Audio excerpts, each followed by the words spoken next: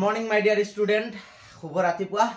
ৰাতিপুৱা আৰু কি কম মুখৰ পৰা একদম বতাহ ওলাই আছে ঠাণ্ডা লাগি আছে ঠাণ্ডাৰ মাজতো আৰু স্টাৰ্ট কৰিলোৱে সো বন্ধুসকল এইটো যেটো তোমালোকে ডায়াগ্ৰাম দেখিবলৈ পাইছা খুবেই ইম্পৰ্টেন্ট ইয়াৰ পৰা কোৱেশ্চন এৰাইজ হোৱা 100% সো ইয়াৰ পৰা কিবা নহলে কিবা কোৱেশ্চনটো এৰাইজ হ'বই তোমালোকৰ সেই কাৰণে এই যেটো তোমালোকে দেখিবলৈ পাইছা ডাটা এই ডাটাখিনি তোমালোকে মনত ৰাখিবলগীয়া প্ৰয়োজন মানে প্ৰয়োজনে আৰু অসমৰ ভূগোলৰ পৰা কুৱেশ্চন যিবিলাক আহে সাধাৰণতে এইবিলাক ফেক্টছৰ ওপৰতে তোমালোকে প্ৰায়বিলাক এমসিকিউ দেখিবলৈ পাবা সো এইখিনি কি বস্তু কি হয় তোমালোকক এইখিনি মই বুজাই দিম মনত ৰখাই দিম চিন্তা কৰিবলগীয়া একো নাই সো বন্ধুসকল চোৱা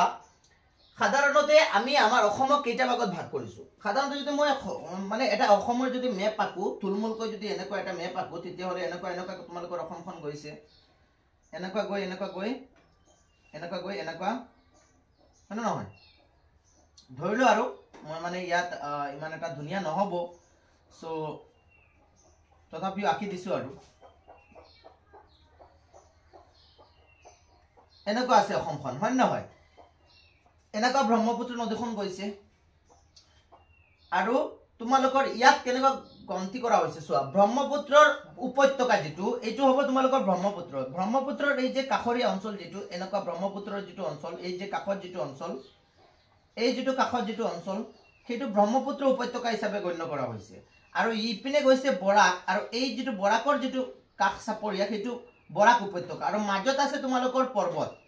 ইয়াত মাজত পৰ্বত পাহাৰ বিলাক আছে ঠিক আছে হয়নে নহয় এটো কোনটো পাহাৰ বুলি কোৱা হয় সেই পাহাৰৰ উপত্যকা এটো হৈছে বৰাক নদীৰ উপত্যকা এটো হৈছে ব্ৰহ্মপুত্ৰ আৰু এটো হৈছে পাহাৰ ঠিক আছে পাৰ্বত্য অঞ্চল বুলি কয় এটো হৈছে পাৰ্বত্য অঞ্চল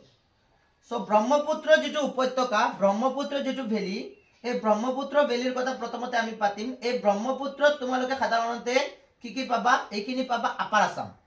এইখিনি আপাৰত যাব বুজি পাইছা এইখিনি হ'ব মধ্য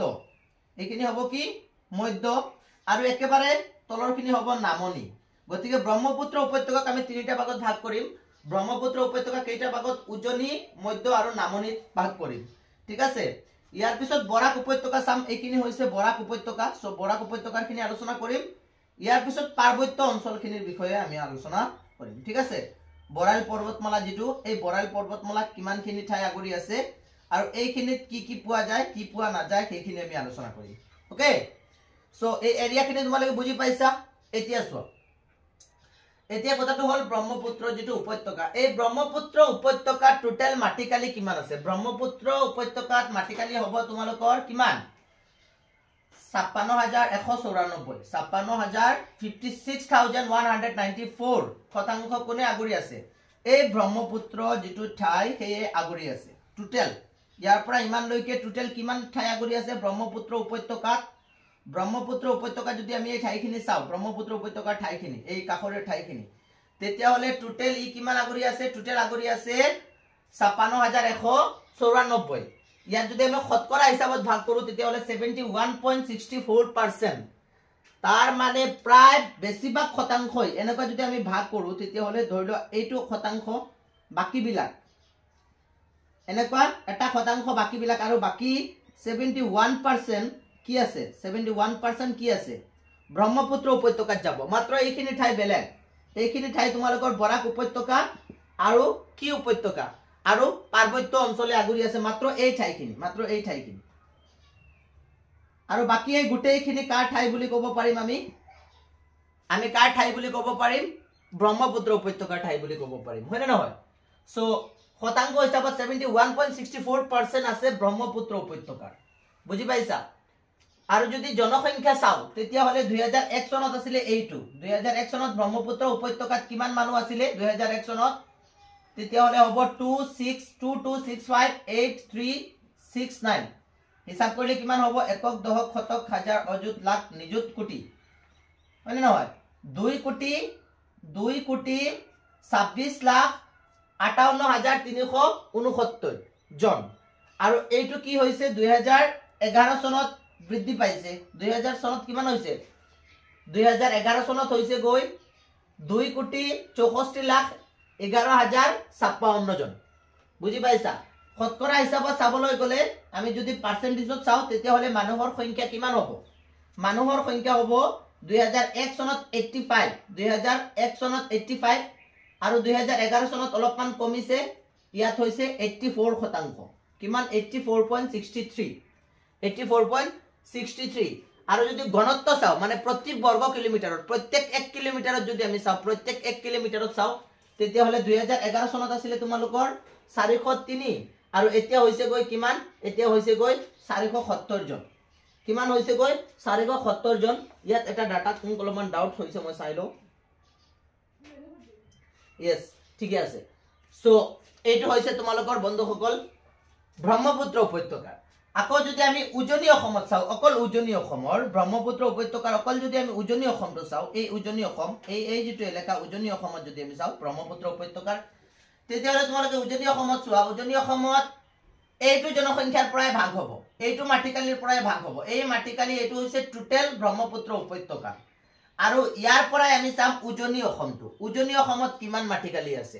তেতিয়াহলে উজনি অসমত তোমালোকে দেখা পাবা কিমান আছে কিমান বৰ্গ কিলোমিটাৰ 21706 বৰ্গ কিলোমিটাৰ 21706 বৰ্গ কিলোমিটাৰ কত আছে উজনি অসমত মাটিকালি আছে শতাংশ হিচাপত যদি চাও তেতিয়াহলে 27% উজনি অসমতে আছে যেনেকুৱা তিনিচুকীয়া ডিব্ৰুগড় শিৱসাগৰ হয় নহয় লখিমপুৰ ইয়াৰ পিছত ধেমাজি এইবিলাক উজনি অসমত যিখিনি মাটিকালি আছে সেইখিনি 27.67% আছে উজনি অসমৰ মাটিকালি আৰু ইয়াত যদি আমি জনসংখ্যা চাও তেতিয়াহলে কিমান হ'ব 5,84,745 জন বুজি পাইছা জনসংখ্যা 2001 চনৰ তথ্য মতে আৰু 2011 চনৰ তথ্য মতে যদি চাও তেতিয়াহলে আকৌ কি হৈছে বাঢ়ি গৈছে এটো হ'ব 66,25,840 জন বুজি পাইছা উজনি অসমত পাৰ্সেন্টেজৰ হিচাপত যদি চাও তেতিয়াহলে 21.94% কত আছে উজনি অসমত আছে 1 চনৰ হিচাপত 11 চনত যদি চাও তেতিয়াহলে 21.23% আৰু ঘনত্ব যদি চাও প্ৰত্যেক বৰ্গ কিলোমিটাৰত কিমান জন মানুহ আছে 2001 চনৰ তথ্য মতে 269 জন আৰু 2011 চনত আকৌ 305 জন লৈকে বৃদ্ধি পাইছে বুজি পাইছা এবিলাক হৈছে তোমালোকৰ ডাটা এনালিসিস ইয়াৰ পিছত চোৱা মধ্য অসম যদি আমি চাও তেতিয়াহলে এই এৰিয়াক বুজোৱা হৈছে এই মধ্য অসম এৰিয়াটো চোৱা এটো হৈছে মধ্য অসমৰ এৰিয়া এই মধ্য অসমৰ এৰিয়াত কি হৈছে যদি আমি চাও তেতিয়াহলে মধ্য অসমৰ জনসংখ্যা হৈছে তোমালোকৰ 14300 মাটিকালি হৈছে 14340 বৰ্গ কিলোমিটাৰ আৰু ইয়াত যদি শতাংশ হিচাপত চাও 18.28% ঠাই আগুৰি আছে হয় না নহয় ইয়াৰ পিছত যদি আমি চাও তেতিয়াহলে 2001 চনত ইয়াৰ জনসংখ্যা মধ্য অসমৰ জনসংখ্যা কিমান চোৱাচোন একক দশক শতক হাজাৰ অযুত লাখ নিযুত হয় না নহয় 72,22,997 মানে বহুত বেছি হয় না নহয় বহুত বেছি আছে ইয়াত চোৱাচোন 72 লাখ তাৰ মানে উজনি অসমৰ পৰা মধ্য অসমত জনসংখ্যাটো বেছি আৰু চোৱা ইয়াত আৰু বেছি বৃদ্ধি পাইছে মধ্য অসমত যেহেতু মধ্য অসমত কি বেছি যাতায়াতৰ বাবে সুচল সকলো ব্যৱস্থা ভাল আছে সেইকাৰণে মধ্য অসমত মানুহ বেছি থাকে ইয়াত চোৱা তোমালোকে ইয়াত যদি আমি চাও তেতিয়াহলে মধ্য অসমত 2011 চনত জনসংখ্যা কিমান লৈকে বৃদ্ধি পাইছে 85,32,357 লৈকে কি হৈছে বৃদ্ধি পাইছে শতাংশ হিচাপত যদি চাও তেতিয়াহলে 27.09% আছে আৰু ইয়াত 2011 চনত 27.34 আছে ঘনত্ব যদি চাও তেতিয়াহলে ঘনত্ব ইয়াত আটাইতকৈ বেছি তোমালোকে মধ্য অসমত নহয় yes মধ্য অসমতে ঘনত্ব আটাইতকৈ বেছি পাবা মধ্য অসমতে জনসংখ্যা ঘনত্ব মানে প্ৰত্যেক কিলোমিটাৰত মানুহৰ বাস কৰা সংখ্যা আটাইতকৈ বেছি মধ্য অসমতে ইয়াত 2001 চনত পাবা তোমালোকে 504 জন আকৌ ইয়াত চোৱা 595 জন হল 2011 চনত 595 জনলৈকে বৃদ্ধি পাইছে তাৰ মানে মধ্য অসমতে হাইয়েস্ট আছে বুজি পাইছা ইয়াৰ পিছত চোৱা নামনি এইটো নামনিত চাম আমি নামনিত বিশেষকৈ কোনবিলাক জিলা আছে কেইটামান নামনিৰ জিলা কব পাৰিবা নেকি ভঙাইগাঁও আছে নে নাই বৰপেটা কোকৰাঝাৰ এইবিলাকত দক্ষিণ খালমৰা বাক্সা চিৰাং উদালগুৰি এইবিলাক উদালগুৰিটো মধ্য অসমত প্ৰায় পৰি যাব বাক্সা চিৰাং হ'ব এইবিলাক হৈছে কি এইবিলাক হৈছে নামনিৰ জিলা এতিয়া নামনিৰ জিলা যদি আমি চাও তেতিয়াহলে ইয়াত মাটিকালি কিমান মাটিকালি আমি চাম কিমান তোমালোকে মাটিকালি পাবা 2148 হয় না নহয় একক দশক শতক হাজাৰ অযুত 20148 বৰ্গ কিলোমিটাৰ ঠাই কি আগুৰি আছে নামনি অসমে ইয়াত যদি শতাংশ চাও তেতিয়া হলে 25% আছে 25.69 আৰু পাৰ্সেন্ট কি আছে মাটিকালি আগুৰি আছে গোটেই ব্ৰহ্মপুত্ৰ উপত্যকাৰ ইমান মাটিখিনি কোনে লৈছে নামনি অসমে লৈছে ইয়াত যদি আমি জনসংখ্যা চাও 1 চনৰ মতে তেতিয়া হলে কিমান আছে চোৱাচোন তোমালোকে ইয়াত পাবা 95,88,327 জন আৰু এইটো কিমান লৈকে বৃদ্ধি পাইছে চোৱা ইয়াত যদি আমি চাও তেতিয়া হলে তোমালোকৰ একক দশক শতক হাজাৰ অযুত লাখ নিযুত কোটি 1,12,52,356 জন হৈছে গৈ মানে বহুত বৃদ্ধি পাইছে ইয়াত হয় না নহয় কোটিত গৈ পাইছে বহুত বৃদ্ধি পাইছে পাৰ্সেন্টেজৰ হিচাপত যদি চাও তেতিয়া হলে ইয়াত 2001 চনত প্ৰায় 35.97% আছিল আৰু 11 চনত 36.06% হৈ গল তাৰ মানে এইটো জনসংখ্যা বৃদ্ধি পাই আছে নামনি অসমৰ জনসংখ্যা বৃদ্ধি পাই আছে বহুত বহুত স্পিডত বৃদ্ধি পাই আছে ইয়াত আমি ঘনত্ব যদি চাও তেতিয়া হলে 476 আছিল 1 চনত আৰু এতিয়া কিমান 558 হৈ গল বহুত বৃদ্ধি পাইছে ইয়াৰ পিছত চোৱা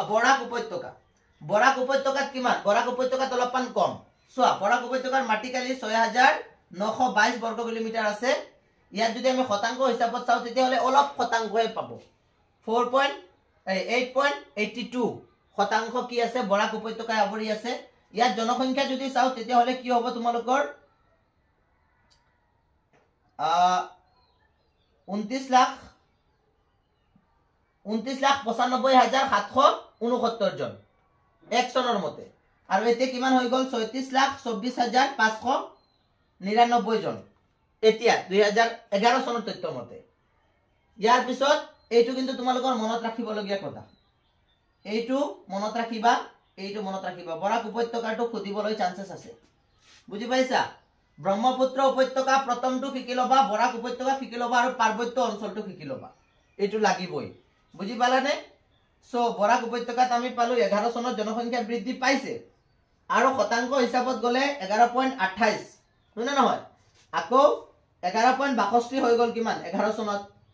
2001 চনত ইয়াৰ ঘনত্ব কিমান প্ৰতি বৰ্গ কিলোমিটাৰত কিমান ঘনত্ব পোৱা যায় 432 আৰু এতিয়া 528 হৈ গল মানে ইয়াতো কি হৈছে জনসংখ্যা বৃদ্ধি পাই আছে ঘনত্ব বাঢ়ি আছে প্ৰত্যেকটো চোৱা তোমালোকে প্ৰত্যেকটো যেটো অসমৰ ভৌগোলিক হিচাপত ভাগ কৰা হৈছে প্ৰত্যেকতে কি হৈছে জনসংখ্যাৰ ঘনত্ব বৃদ্ধি পাইছে জনসংখ্যা বৃদ্ধি পাইছে মানে কমিবলৈ চেষ্টা কৰাই নাই বাঢ়ি আছে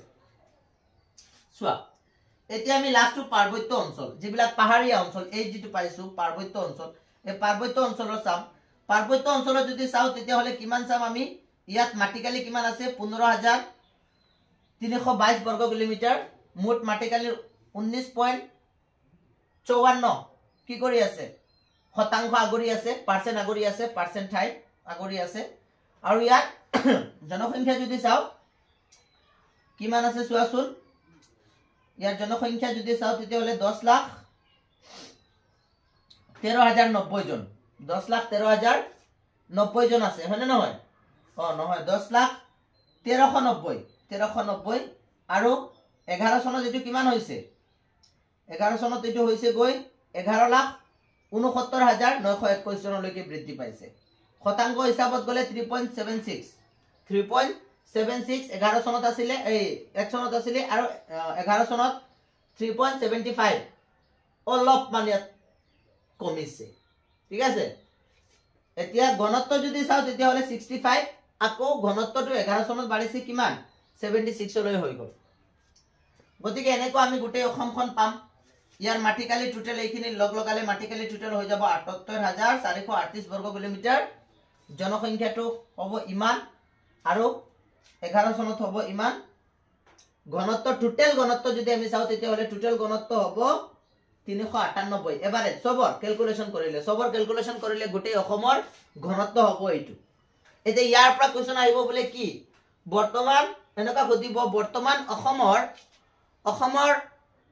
জনসংখ্যাৰ ঘনত্ব কিমান ঘনত্ব যদি খুদে তেতিয়া হলে এইটো হ'ব উত্তৰ এইটো মনত ৰাখিবা অসমৰ টোটাল ঘনত্ব খুদিলে এইটো হ'ব বুজি পাইছা 11 চনৰ মতে যদি খুদে আৰু 2001 চনৰ এইটো মোক নালাগে খুদিব বুলি কিন্তু এই দুইটা মনত ৰাখিবা জনসংখ্যাটো এই জনসংখ্যাটো প্ৰয়োজন বুজি পাইছা এই জনসংখ্যাটো তোমালোকৰ প্ৰয়োজন আৰু এই মাটিকালিটো প্ৰয়োজন বাকি তোমালোকে পাৰ্বত্য অঞ্চলৰখিনি শিকিবা বৰাক উপত্যকাৰখিনি লাগিবই আৰু ব্ৰহ্মপুত্ৰ উপত্যকাটো লাগিব সো এইখিনি ডাটা তোমালোকে এনালাইসিস কৰিবই লাগিব ডাটাখিনি কালেকচন কৰি এতিয়া তোমালোকে মেইন বুকত লিখি লোৱা এতিয়া আমি আলোচনা কৰিম অসমলৈ অহা বিভিন্ন জনস্ৰোতৰ বিষয়ে মানুহবিলাক কৰ পৰা আহিছে এইবিলাক মানুহ আহি যে ইয়াত থিতাপি লৈছে কৰ পৰা আহিলে কেনেকৈ আহিলে কোন আগত আহিলে কি শিকালে কি নিশিকালে এইখিনি গোটেই কথা আলোচনা কৰি যাম আৰু ইয়াৰ পিছতে তোমালোকৰ মোস্ট ইম্পৰ্টেন্ট টপিক আহিব আৰু তাত তোমালোকে শিকিবলগীয়া বস্তু বহুত আছে আৰু তাত তোমালোকে এনেকুৱা শিকিবা যাতে এইবিলাক কোৱেশ্চন কমন পৰক কাৰণ কমন হে লাগে মেইন বস্তু এই কমন কিনি আমি আলোচনা কৰিম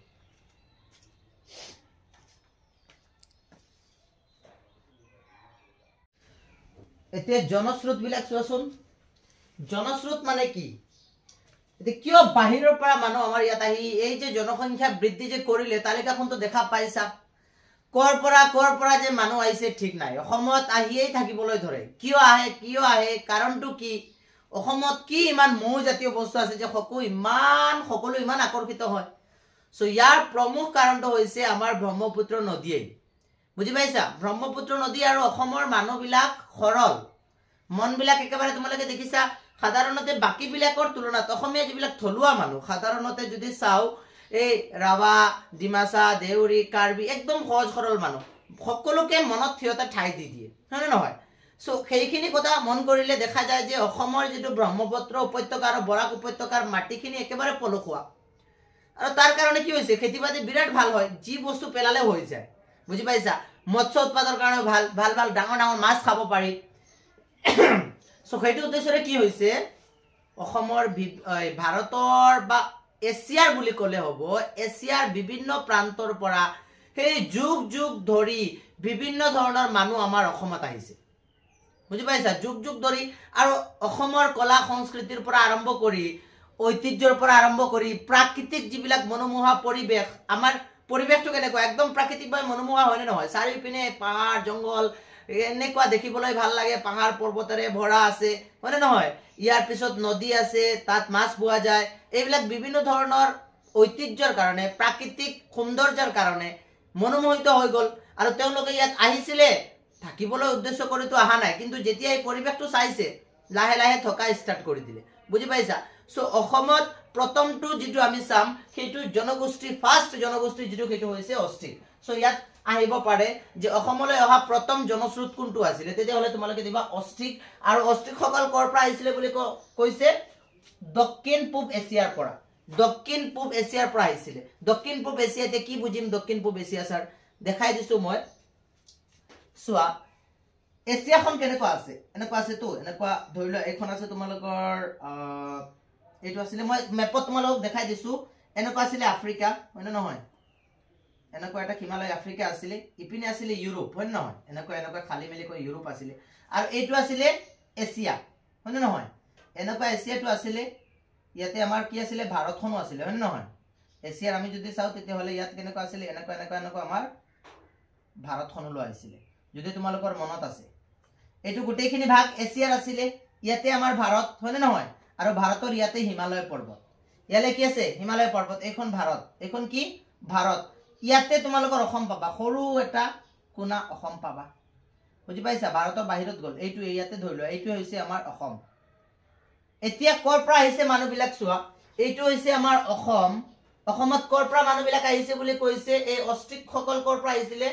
দক্ষিণ পূব এছিয়াৰ পৰা দক্ষিণ আৰু পূব দক্ষিণ বুলি ক'লে এইটো সাইড আমাৰ কি হ'ব ইষ্ট হ'ব ন দক্ষিণৰ পৰা এইটো দক্ষিণ সাইড এনেকুৱা আমি যদি ভাগ কৰো চোৱা এইটো হ'ব উত্তৰ এইটো হ'ব পূব হয় নহয় এইটো হ'ব পশ্চিম এইটো হ'ব তোমালোকৰ এই দক্ষিণ এটা দক্ষিণ পূব এছিয়াৰ পৰা কৈছে তাৰ মানে দক্ষিণ আৰু পূব এছিয়া এই পিনে যাব হয় নহয় দক্ষিণ আৰু পূব এছিয়া বুলি ক'লে দক্ষিণ আৰু পূব মিলি পিনে হ'ব গতিকে দক্ষিণ পূব এছিয়া ক'লে এইটো সাইড তাৰ মানে এই ফালৰ পৰা আহিছিল এই ফালৰ পৰা কি হৈছে এছিয়াৰ দক্ষিণ পূব বুলি ক'লে এখন মিডিল ইয়াৰ পৰা যদি আমি গতি কৰো তেতিয়া হলে ইপিনে যাম তাৰ মানে এই পিনৰ পৰা কি আহিছিল কিছুমান লোক আহিছিল যাক কোৱা হয় অষ্ট্ৰিক সকল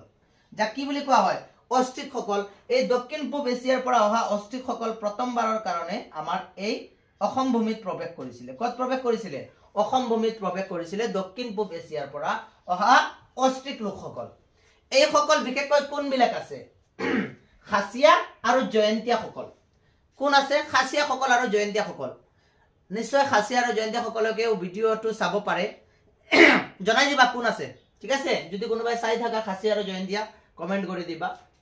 সো এই সকল সাধাৰণতে কত আছে বৰ্তমান অসমৰ কোনটো ঠাইত আছে বিশেষকৈ এইবিলাক মেঘালয় যেটো ৰাজ্য আমাৰ ভাৰতৰ এখন ৰাজ্য মেঘালয় এই মেঘালয়ত বিশেষকৈ তেওঁলোকে থাকি আছে বিশেষকৈ মেঘালয়ত বেছিভাগ পোৱা তাতে পোৱা যায় কত আৰু তেওঁলোকৰ নামতে দুখন পৰ্বতৰো নাম হৈছে খাসিয়া পাহাৰ আৰু এই তোমালোকৰ জয়ন্তীয়া পাহাৰ বুলি পাহাৰো আছে তাত ঠিক আছে খাসিয়া পাহাৰ জয়ন্তীয়া পাহাৰ বুলি তাত কি আছে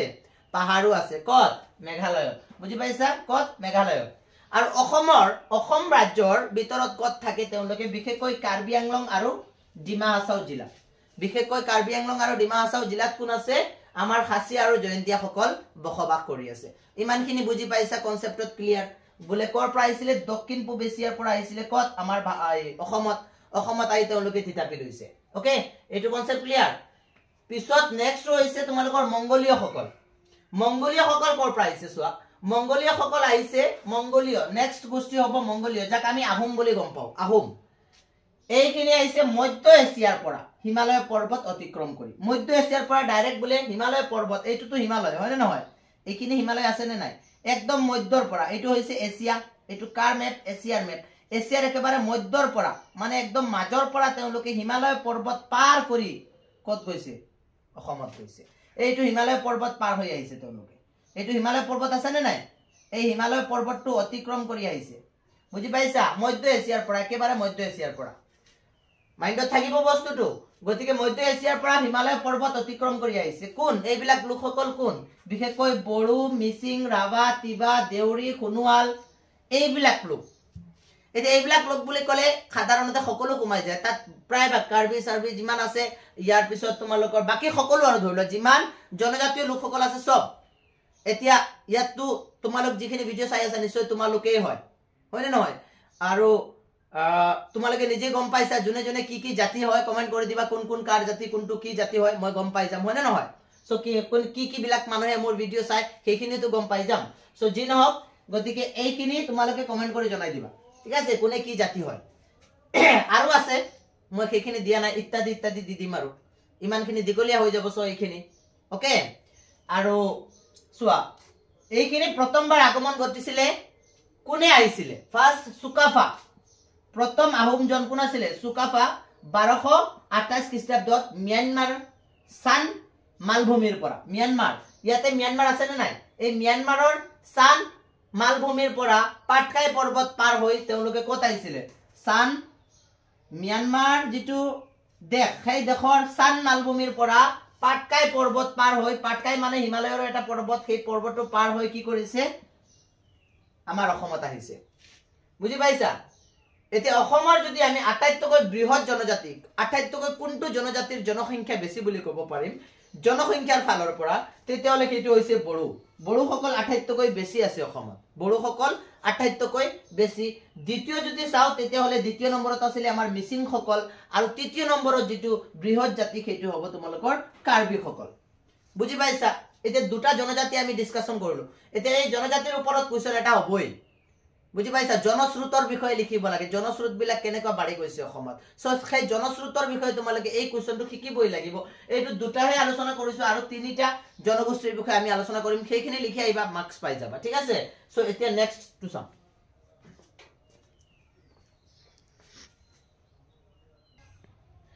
এতিয়া চোৱা 3 নম্বৰত ককেশীয় জনগোষ্ঠীৰ লোক ককেশীয় বুলি ক'লে কোনটো এইটো তৃতীয় জনগোষ্ঠী আছিল অষ্ট্ৰিক মংগোলীয় ইয়াৰ পিছত আমি চাম ককেশীয় হিন্দু আৰ্যমূলক ভাষা কোৱা এইবিলাকে কেনেকা ভাষা কৈছিল হিন্দু আৰ্যমূলক ভাষা কোৱা মানে হিন্দী যিবিলে হিন্দী ভাষী বুলি কম আমি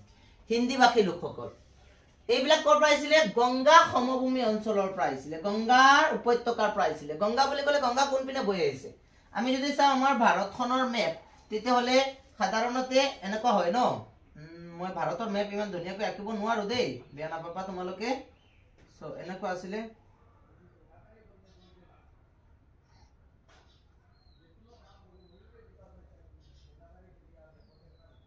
বেছি ডাঙৰ হৈ গ'ল, জাগা নহ'ব, মই দেখাই দি আছো তোমালোকক। এনেকৈ আছিলে।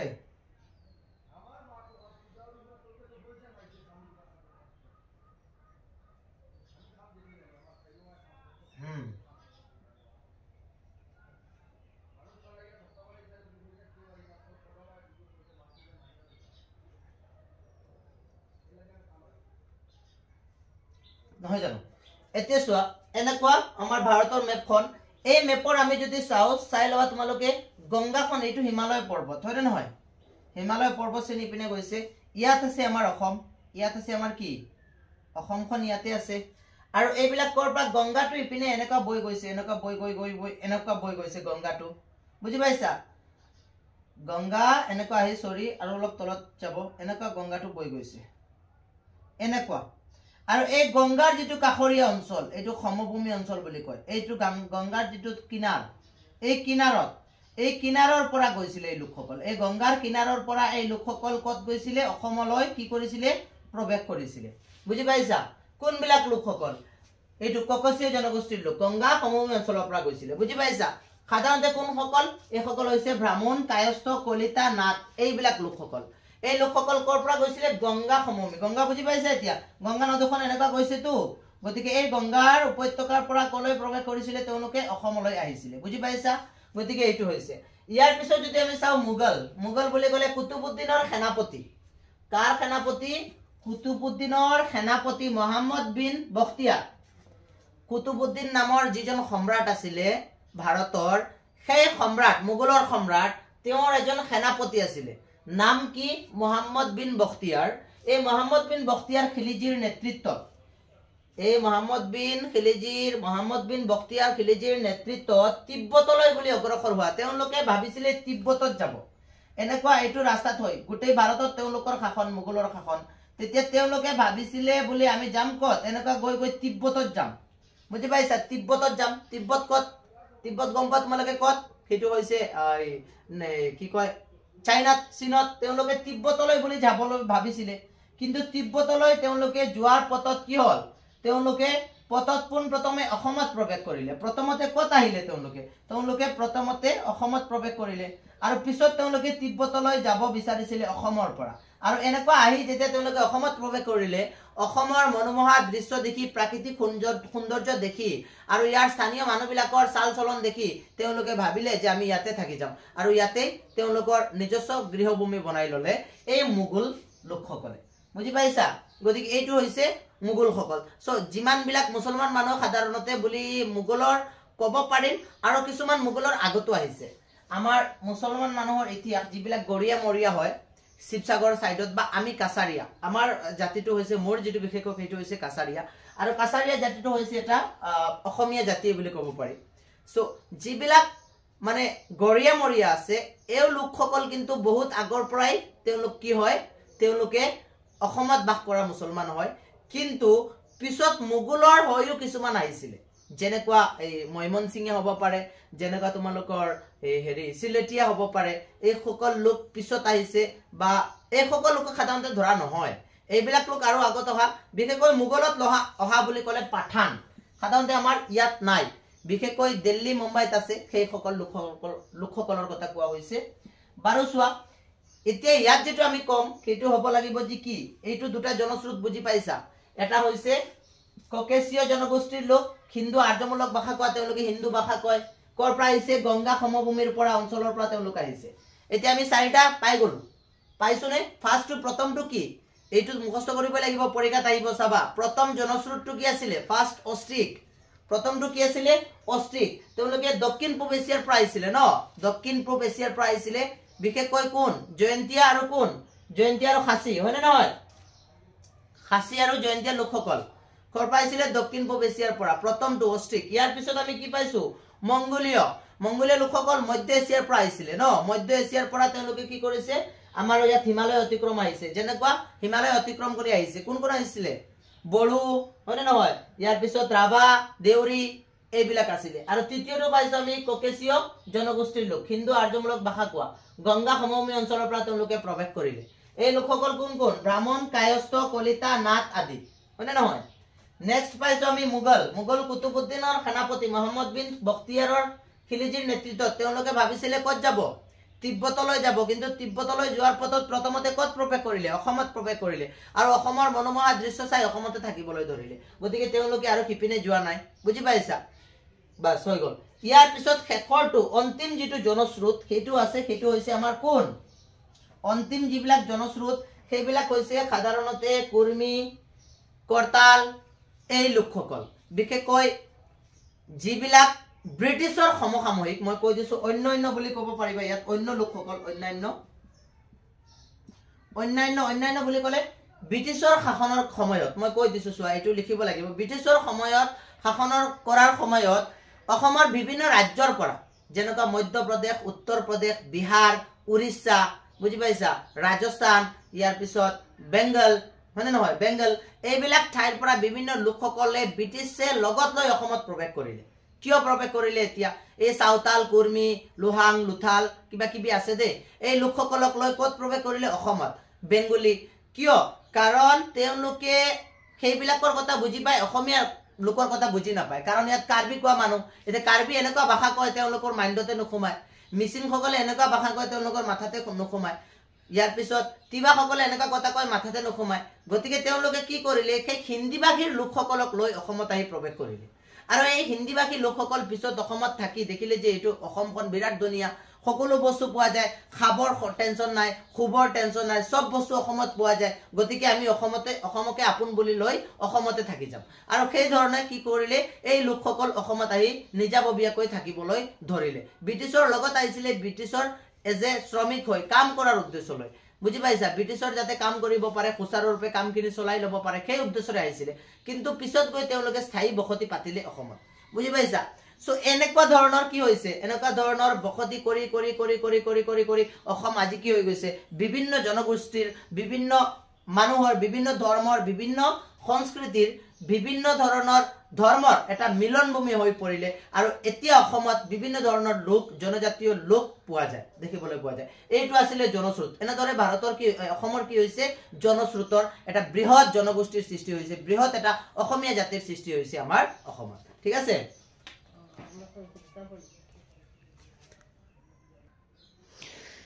এতিয়া চোৱা আমি আজি অলপমান ডিসকাশন কৰি এৰি দিম পিছত কাৰণ দিগলীয়া ছুটি ছুটি ভিডিও হলে তোমালোকৰ বুজাত সহজ হ'ব ঠিক আছে সো আৰু দুটামান ভিডিও লাগিব চাগে দুটা নে তিনটা লাগিব ঠিক নাই কিন্তু মোটামুটি এই চ্যাপ্টাৰটো বহুত দিগলীয়া হয় আৰু এটো বুজিবলগীয়া বহুত বেছি আছে ইয়াৰ পৰা কি কোৱেশ্চন আহিব আমি ক'ব নোৱাৰো কিন্তু তথাপিও মই তোমালোকক টপিক আলোচনা কৰাৰ পিছত মই এটো গ্যাৰান্টি দি ক'ব পাৰিম তোমালোকে এৰি নাহা ঠিক আছে এতিয়া আমি যাম পৰিবহন ব্যৱস্থা এতিয়া পৰিবহন ব্যৱস্থা বুলি ক'লে অসমৰ পৰিবহন ব্যৱস্থা কেনেকুৱা আছে কোৱাচোন এটা আছে পথ পৰিবহন নাম্বাৰ 1 পথ পৰিবহন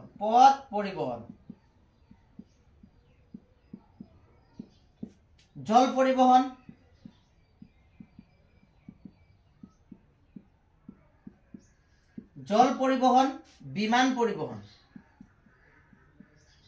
বিমান পৰিবহন আৰু এই তিনিটা পৰিবহনৰ দ্বাৰা অসমত পৰিবহন চলে পথ পৰিবহন জল পৰিবহন বিমান পৰিবহন ইয়াত পথ পৰিবহন বুলিলে কি বুজা মানে সাধাৰণতে ৰাস্তা যিবিলাক ৰাস্তাতে যেতিয়া আমি যাও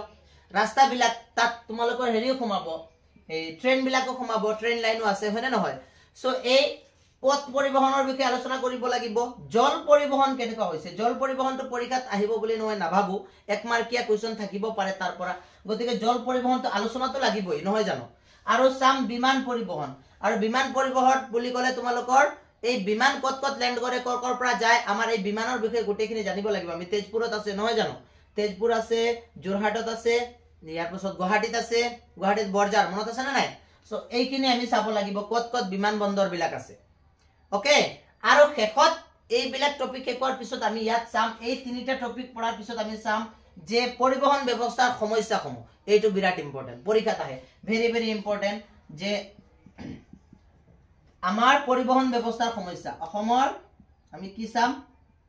অসমৰ পৰিবহন ব্যৱস্থাৰ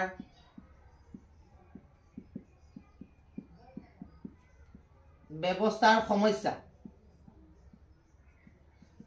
সো এইটো বহুত ইজি আছে পৰিবহন ব্যৱস্থাৰ সমস্যা বহুত ইজি পৰীক্ষাটো আহে সেইটো আমি নেক্সট ভিডিওত আলোচনা কৰিম পৰিবহন ব্যৱস্থা আৰু তোমালোকৰ এই পৰিবহন ব্যৱস্থা শেষ হোৱাৰ পিছত সাধাৰণতে আমি টপিক কি ডিসকাশন কৰিব লাগিব সম্পদ প্ৰকাৰ কেই প্ৰকাৰৰ সম্পদ পোৱা যায় প্ৰাকৃতিক সম্পদ কি আছে আমাৰ ইয়াত হা প্ৰাকৃতিক সম্পদৰ সংকট কি আছে মানৱ সম্পদ কি হয় নহয় ইয়াৰ পিছত যাম আমি কৃষি লৈ বুজি পাইছা কি কৃষি কৰা হয় কৃষি ইয়াৰ পিছত উদ্যোগ চাব লাগিব কি উদ্যোগ আছে মানে মোটামুটি 5টা মান লেকচাৰটো লাগিবই মই যি